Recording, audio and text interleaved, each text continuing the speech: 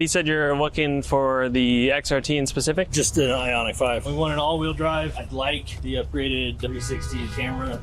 Looking for more of safety features, camera views. You're going to want to go with either the XRT or the Limited, which are going to be our two highest trim levels that we have to offer on the Ioniq 5. They both have the 360 view as well as the blind spot monitoring camera systems, and they don't come on the STL or lower. The EV6 and the Ioniq 5s differ trim levels in different ways in terms of things being optional, where Hyundai's pretty straightforward in terms of the way that they do things. This is going to be an Ioniq 5 XRT. So this will be basically second highest trim level. It comes down to personal preference. It is an XRT, so it has a built-in skid plate, inch higher on ground clearance, so you can go and if you do camping or skiing or snowing and like that, a little extra ground clearance and protection. The XRTs are built for that, but it's going to come standard with the 360 view, the blind spot cameras we were talking about, front camera, rear camera, sensors all around the vehicle. Would this be the first EV that you guys are getting? We've got a hybrid. This would be the first fully EV. The e-brake is going to turn on automatically. It's on the far left side of the dash behind the steering wheel. There's a little P with a circle around it, and it pushes in or pulls out to engage and disengage.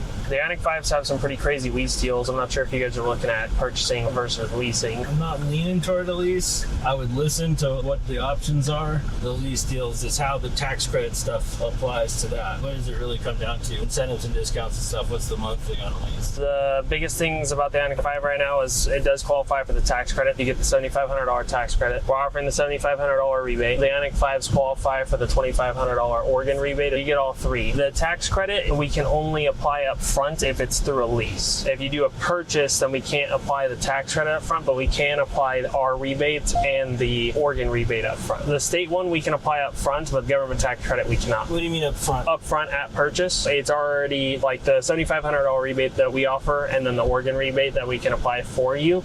We can apply to the purchase or the lease up front when you buy it. Where with a tax credit, you have to file for it yourself and they'll send you the money. There's a little drive mode button on the left side. Terrain mode? The terrain mode is something that you can switch into that's a little bit different. That's for like mud, sand, snow, that sort of stuff, where you have your standard drive mode. So it's going to be like Sport, Eco, My Drive, which is going to be a little bit more customizable. This one feels more spacious inside. It's a little bit more comfortable. The EV6 definitely drives a little bit more fun, a little more sporty, a little tighter, and more pickup. One big difference though that you'll see is that Ioniq 5 did completely switch to the NACS port now too. So they have the same charging port as Tesla does now. You'll be able to use Tesla superchargers. It comes with adapters for... Yep, comes with adapters for the CCS. Seats do fold down relatively close to flat. Does this thing have a 110 outlet? It has a 12 volt here.